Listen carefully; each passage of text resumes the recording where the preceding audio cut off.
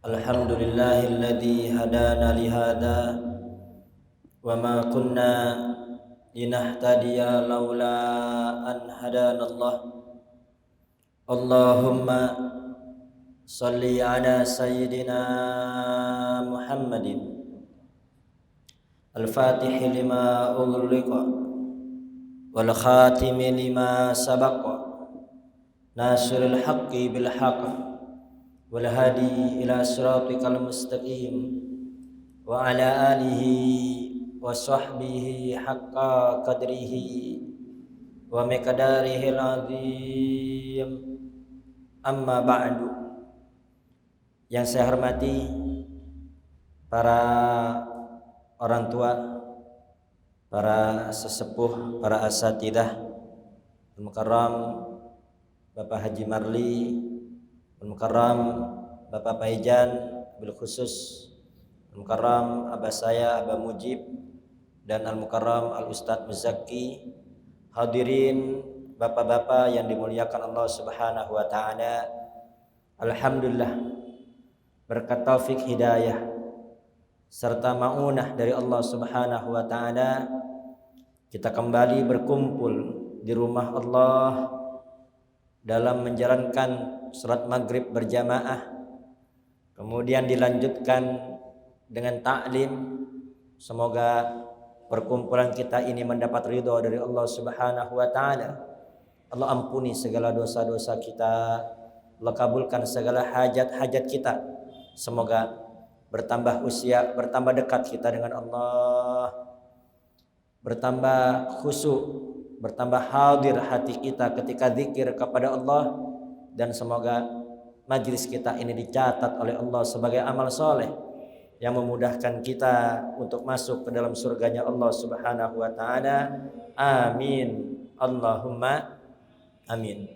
Sebelum kita melanjutkan taklim kita, terlebih dahulu kita membaca Al-Fatihah untuk muallif kitab dan untuk guru-guru kita yang sudah mendahului kita. Al-Fatihah ila ruhi al-Imam Adz-Dzahabi wal Imam Ibnu Hajar Al-Asqalani, Sayyid Muhammad bin Alwi bin Abbas Al-Maliki, wa Syekh Sulaiman An-Nuri, Al-Habib Ahmad bin Hasan Fatak, Habib Saleh bin Muhsin Al-Hamid, Habib Ukar Gresik, Al-Habib Abdullah bin Abdul Qadir Al-Faqih, Habib Hasan Bahrun, Habib Abdul Bahrun, wal Habib Muhammad bin Alwi bin Abbas Al-Maliki, Habib Abdul Syatiri bin Salim Al-Syatiri, jami abaina ummahatina jaddadi jaddatina sayyidina sayyidina Muhammadin sallallahu alaihi wasallam. Al-Fatihah.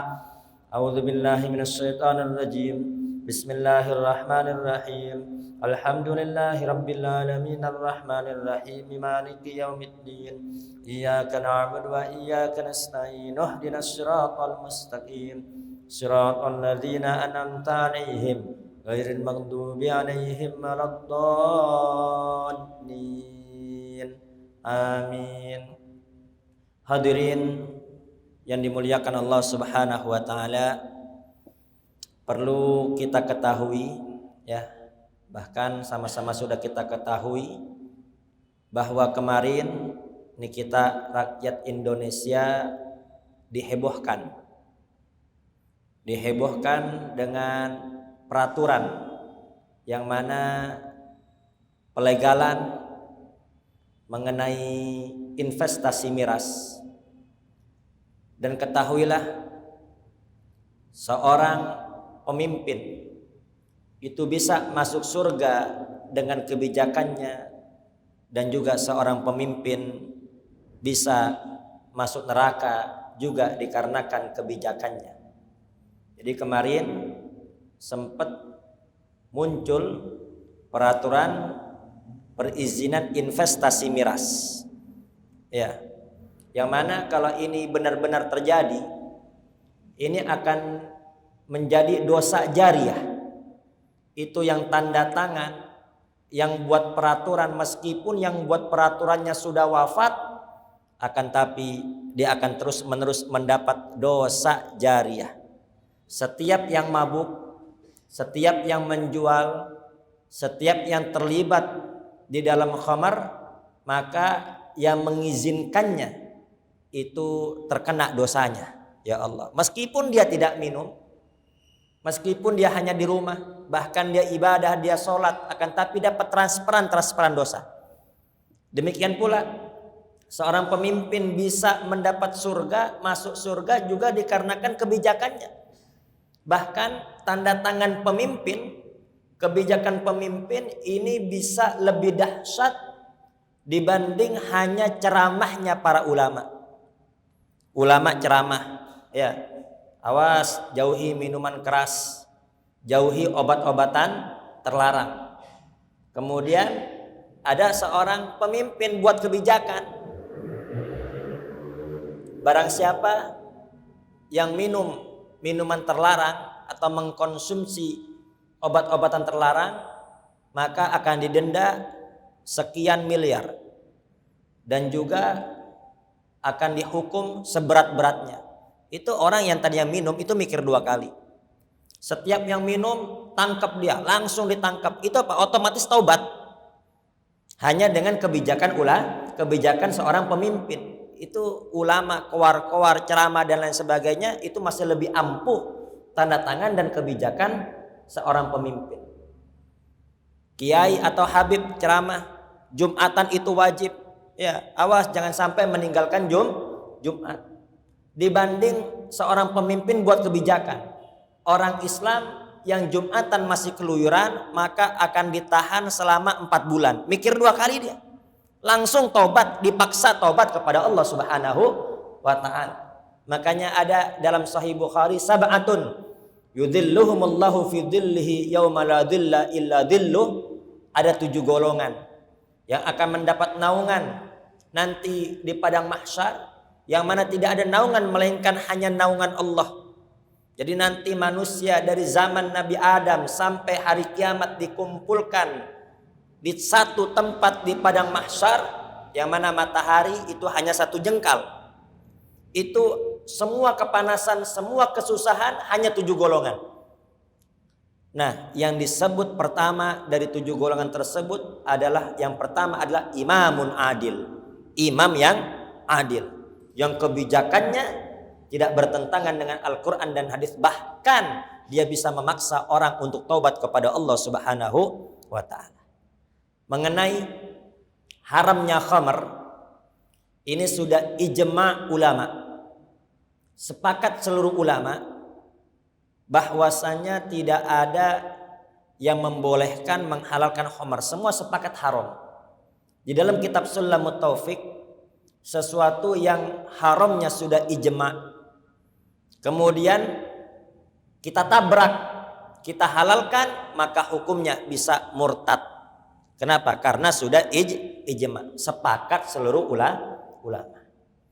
Dan Allah Subhanahu wa ta'ala berfirman di dalam Al-Qur'an, ya ayyuhalladzina amanu innamal khamru wal maisiru wal ansabu wal azlamu rijasum min amalis syaitan fajtanibuhu la'allakum tuflihun. Hai orang-orang beriman. Di sini Allah memulai ayatnya dengan ya ayyuhalladzina amanu. Artinya apa? Yang hanya tunduk dengan aturan ini pasti hanya orang yang punya iman. Orang yang di hatinya punya iman pasti akan tunduk dengan aturan ini.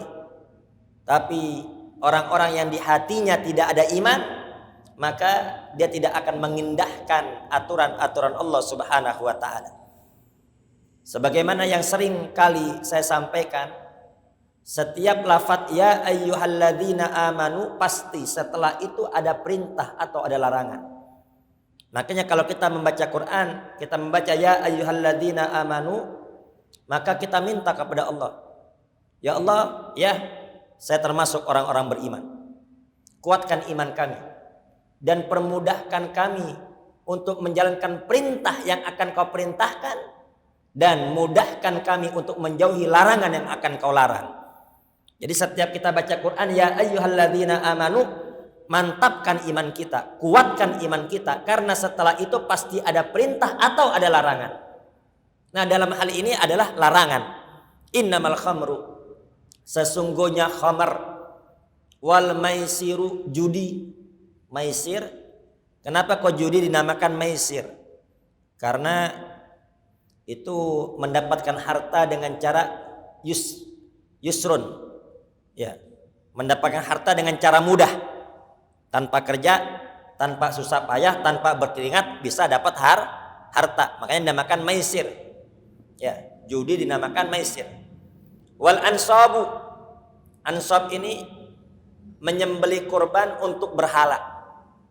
Jadi kurban disembelih untuk dipersembahkan kepada patung-patung.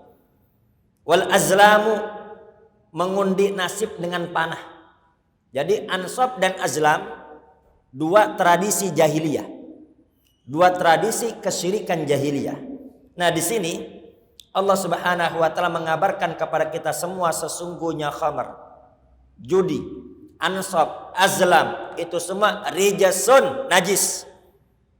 Min amalis syaitan, perbuatan setan. Fajtanibuhu, jauhilah itu semua, la'allakum tuflihun, agar kalian semua beruntung. Ada orang-orang liberal mengatakan, mana dari larangannya? Nggak ada tuh dari larangannya. Kan itu cuma berita saja. Allah hanya mengabarkan sesungguhnya khamar, judi, ansab, azlam itu najis, perbuatan setan, jauhi ya agar kalian semua beruntung. Mana kata-kata larangannya? Nggak ada, kata dia. Ini orang bodoh yang seperti ini ya. Jadi ketahuilah di dalam usul fikih itu ada wajhul istidlal.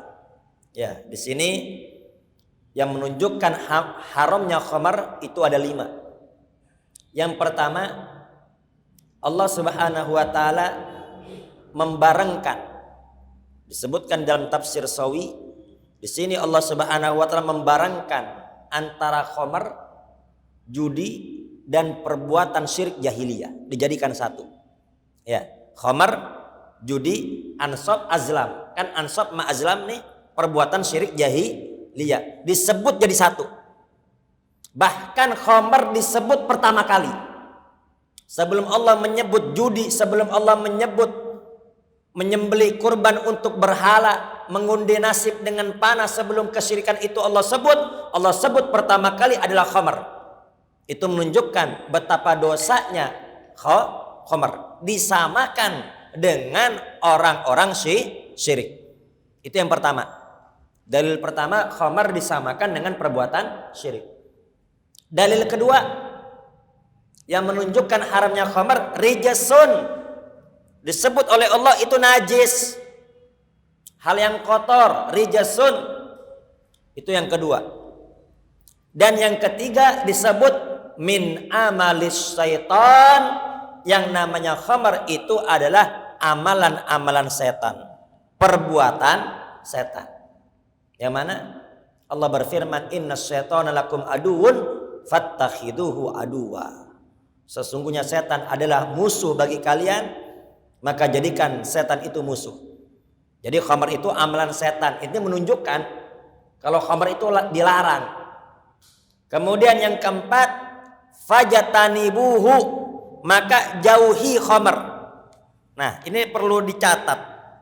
Al-amru jaa bijtinabiha wal ijtinab asaddu minat tahrim. Nah, di sini disebutkan apabila perintah tersebut dengan kata-kata ijtinab, jauhi. Bukan di sini Allah tidak menyebut pelarangan khamar, tapi tidak disebut dengan kata haram, tapi disebut dengan kata ijtinab, jauhi. Ini kata-kata ijtinab ini lebih dahsyat dibanding kata-kata tahrim. Kalau kata-kata tahrim, khamar itu haram, maka yang haram hanya minumannya saja. Tapi di sini Allah berfirman, fajtanibuhu, jauhi khamar. Jadi bukan hanya yang dilarang minumnya saja, akan tapi semua yang berkaitan dengan khamar kita dilarang. Ya, termasuk duduk-duduk. Ya, Nabi besar bersabda, la ta'udu surrabil khamri idza maridu. Janganlah kalian semua duduk kumpul, janganlah kalian semua menjenguk para peminum khamar apabila mereka sakit. Ya. Jadi ada orang yang mabuk kemudian sakit, kita dilarang untuk menjenguknya. Bahkan dalam riwayat lain, wala tashhadu janaizahum, jangan saksikan jenazah mereka. Lalu gimana tuh? Ini kalau kita nggak boleh hadir jenazahnya orang peminum khamar, ya tentunya ini jangan sampai para ustadz ini semua nggak hadir. Nanti kalau semua nggak hadir, akhirnya tuh jenazah nggak ada yang ngurus, ya mandinya salah-salah, nyolatinya juga salah, nguburinya salah-salah. Nah, jangan begitu. Jadi, ya tokohnya nggak boleh hadir. Akan tapi dia utus muridnya. Dia utus muridnya, ente urusin nih jenazahnya. Jangan sampai nanti diurusin sama orang nggak paham.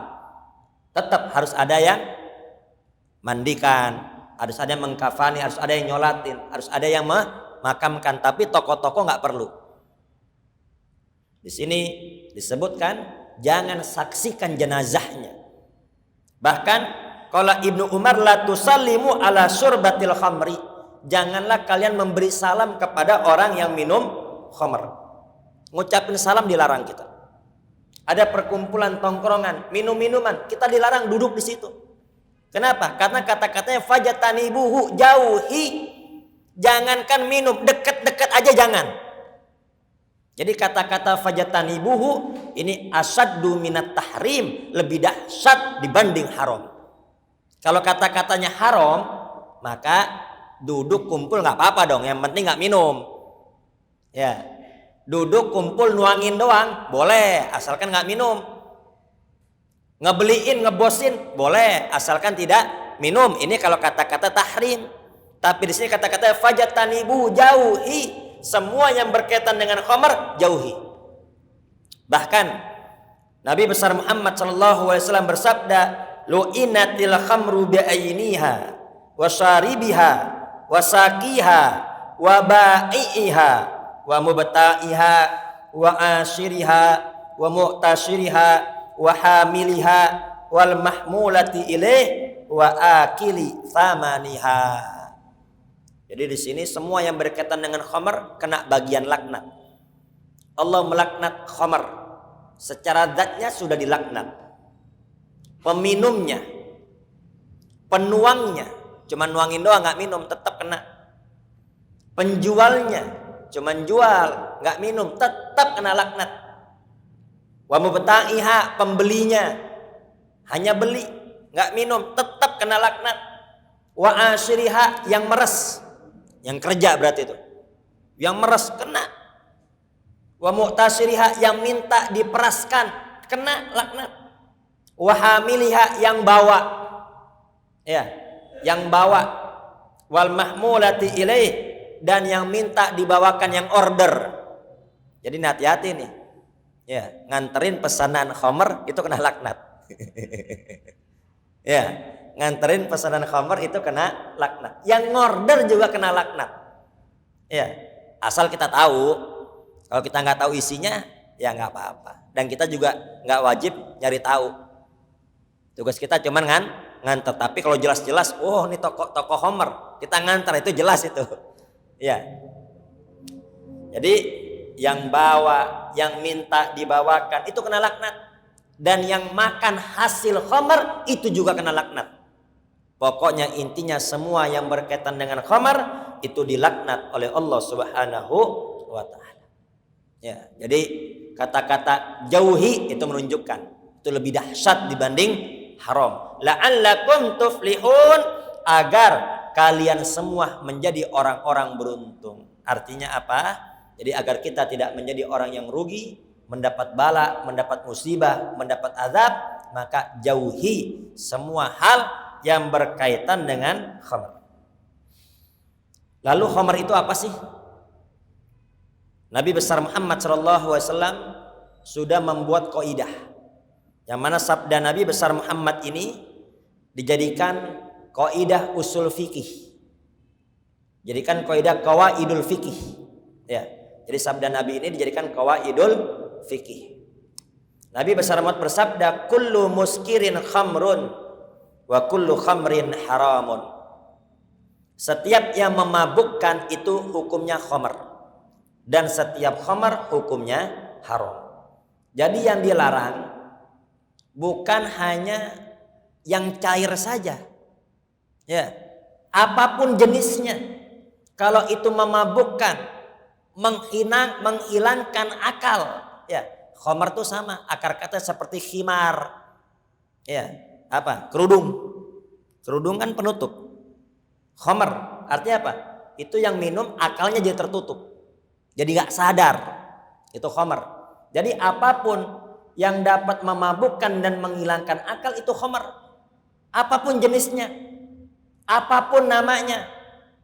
Baik itu benda cair maupun berupa kapsul. Atau berupa serbuk. Atau berupa suntikan. Atau berupa dihisap. Selama itu menghilangkan akal dan juga memabukkan, maka itu masuk hukum khamr. Wa kullu khamrin haramun, dan setiap khamr itu hukumnya haram. Ya. Jadi jangan sampai ada yang berdalil, oh itu khamr kan zaman Nabi yang cair. Kalau nggak cair nggak apa-apa. Nah, ini sudah dijadikan kaidah oleh Nabi besar Muhammad SAW bahwasanya semua yang memabukkan dan yang menghilangkan akal itu khamr dan hukumnya adalah haram. Nabi besar Muhammad SAW bersabda, "Ijtanibul khamra fa innaha ummul khaba'ith."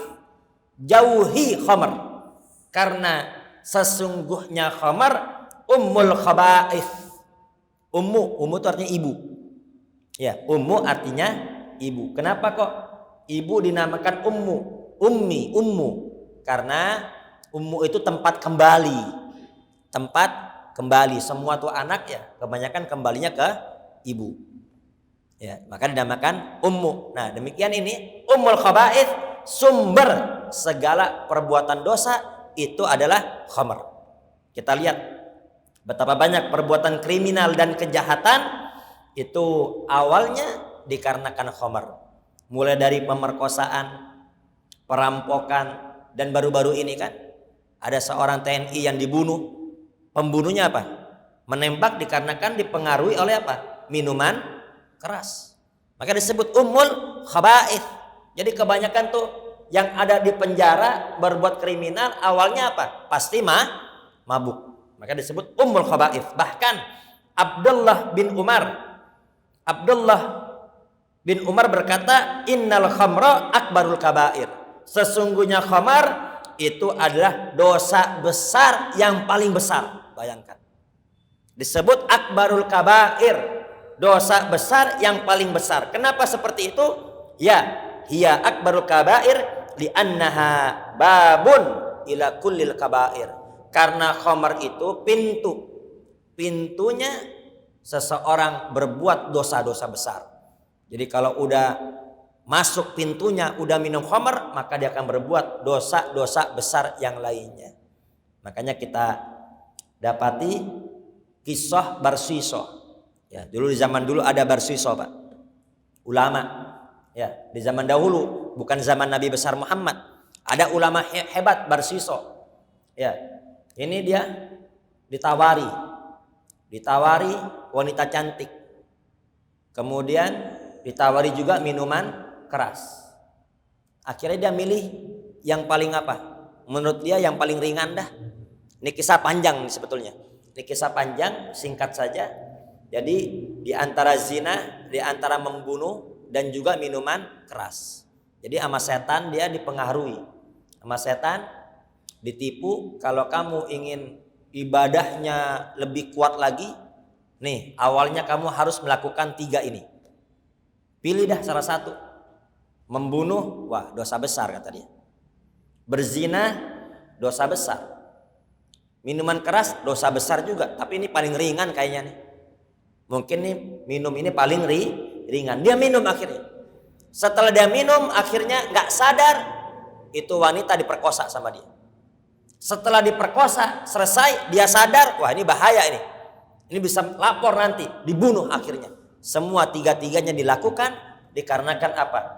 Minum khamr. Dan Nabi besar Muhammad sallallahu alaihi wasallam sudah mengancam mudminul khamri ka'abidin wathan, orang yang minum khamar itu sama seperti penyembah berhala. Ya Allah. Jadi orang yang minum khamar itu sama dengan penyembah berhala. Dan Rasulullah sallallahu alaihi wasallam bersabda, la yaqbalullahu lisyaribil khamri salatan madama fi jasadihi syai'un minha. Allah tidak akan menerima salatnya peminum khamar selama di dalam tubuhnya masih ada khamar tersebut. Ya Allah. Jadi selama tuh khamar masih ada di tubuhnya, salatnya tidak akan diterima oleh Allah Subhanahu wa taala. Lalu gimana? Kalau minum nggak mabuk, ini cuman minum sedikit tapi nggak mabuk, dosa apa tidak? Allah murka apa tidak? Tetap ya. Sesuatu yang banyaknya mabuk, sedikitnya pun haram. Jadi sesuatu yang banyak, yang mana kalau minum banyak hukumnya haram, berarti minum sedikit juga hukumnya haram. Rasulullah sallallahu alaihi wasallam bersabda, man syaribal khamra wa lam yaskar a'radallahu anhu arba'ina lailah. Barang siapa yang minum khamar dan tidak mabuk. Minum khamar enggak mabuk. Baik itu minuman maupun ganja dan apapun, ya. A'radallahu anhu arba'ina lailah. Allah berpaling dari dia selama 40 malam. Ya Allah.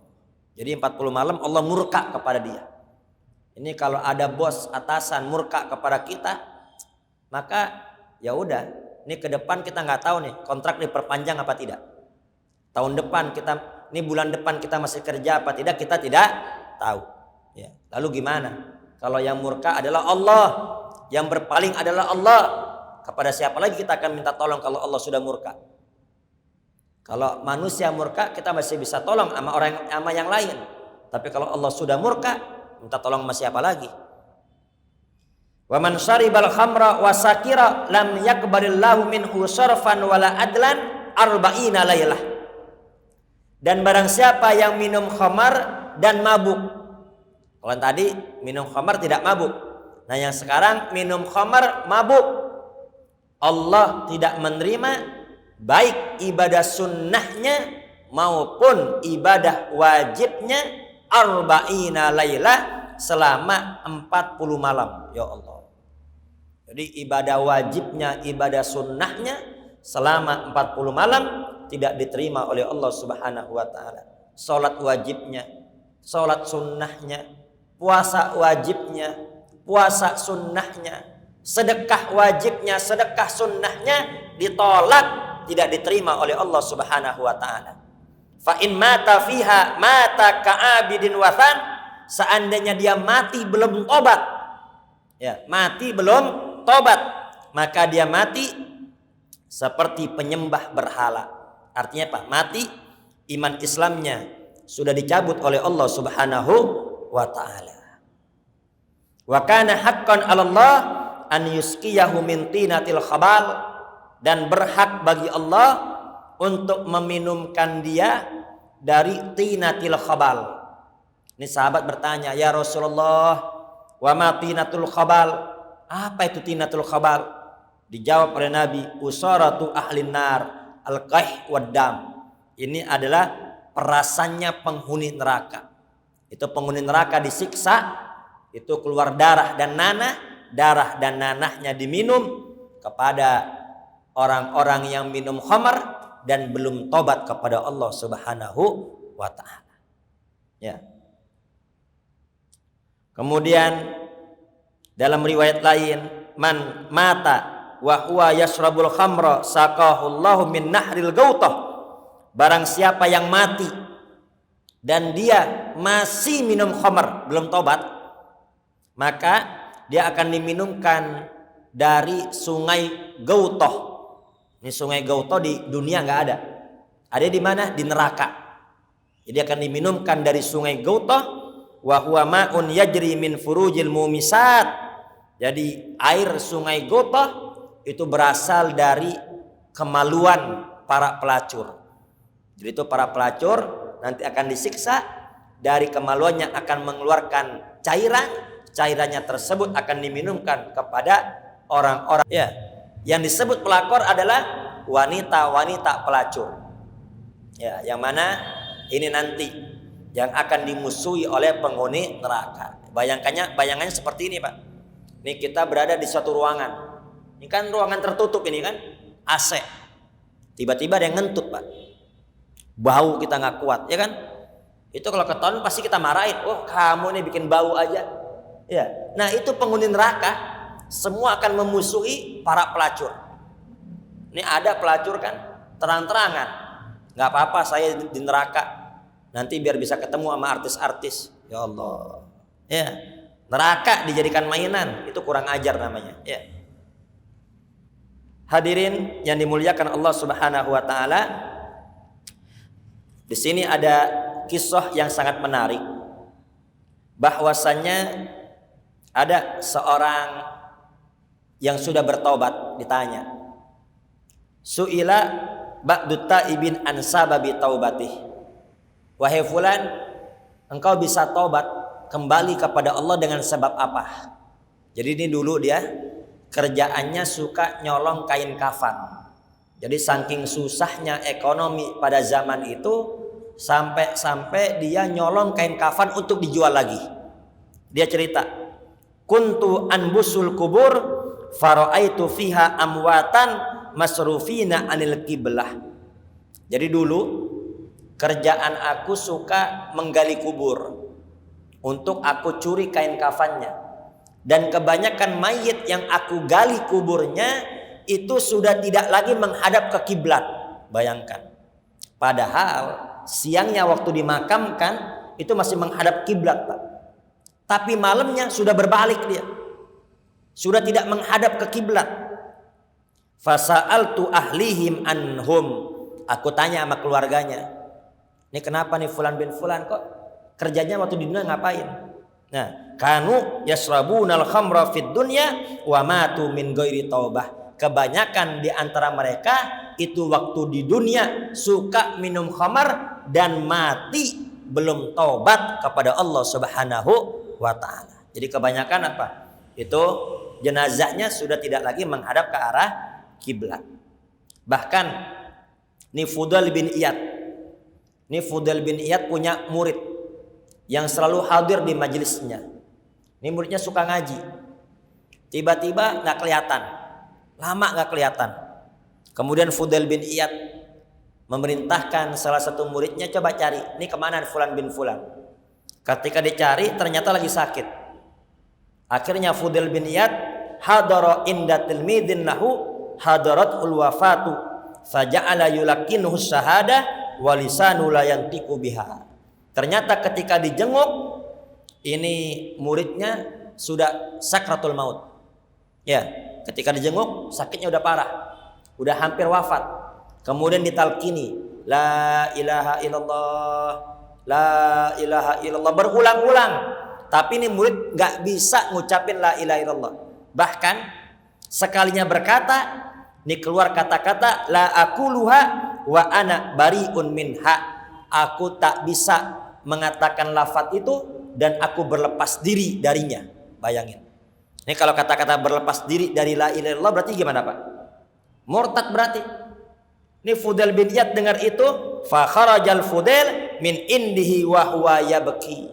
Keluar Fudail bin Iyad nangis sedih. Kenapa? Muridnya berkata, saya berlepas diri dari kalimat itu. Akhirnya summa ra'ahu ba'da mudda. Setelah beberapa hari beliau bermimpi wa huwa yushabu bihi ilan nar. Bermimpi ketemu muridnya sedang berada di lautan api neraka. Ya Allah. Ya, ini muridnya ada di lautan api neraka.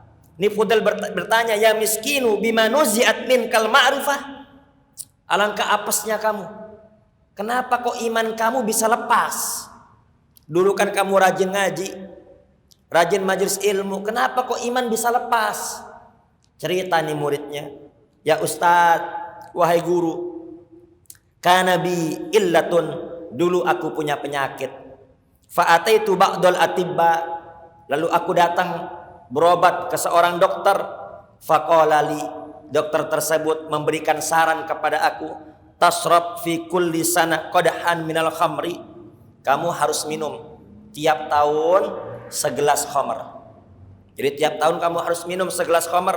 Wa illam taf'al tabqa bika illatuk, kalau kamu tidak mau minum maka nih penyakit engkau tidak akan sembuh. Jadi kalau kamu mau sembuh dari penyakitmu, kamu harus minum khamar setahun sekali 1 gelas. Akhirnya dilakukan. Fakuntu asrabuha fi kulli sana li ajli tadawi. Tiap tahun aku selalu minum khamar 1 gelas dengan niat berobat. Sebab itu aku tidak bisa menyebut la ilaha illallah, ya Allah. Ya, ini Al-Imam Adz-Dzahabi memberi komentar, fahada halu man yasrabuha lit-tadawi fa kaifa halu man yasrabuha li ghairi dzalik. Ini keadaan orang yang minum khamr niatnya buat obat. Tapi begini, ya, matinya nggak bisa nyebut la ilaha illallah. Lalu gimana? Orang yang minum khamr memang doyan. Ya, belum bertobat kepada Allah Subhanahu wa taala. Ya, semoga kita semua selamat. Amin. Allahumma amin. Wa qala ba'dus sholihin, berkata sebagian orang soleh, mata li waladun shagir. Ya, ini orang soleh cerita. Ini orang soleh cerita, aku punya anak kecil wafat. Jadi dia punya anak masih kecil wafat. Falamma dafantuhu ra'aitu ba'da mauti fil manam wa qad saba ra'suhu. Setelah aku makamkan, nih anakku yang masih kecil aku makamkan, selesai pemakaman malamnya aku mimpi. Mimpi berjumpa dengan anakku, rambutnya sudah memutih, berubah menjadi tua. Aku terkejut. Aku bertanya, ya waladi, dafantuka wa anta shagir. Wahai anakku, kenapa kok kamu bisa berubah mendadak tua? Padahal ketika aku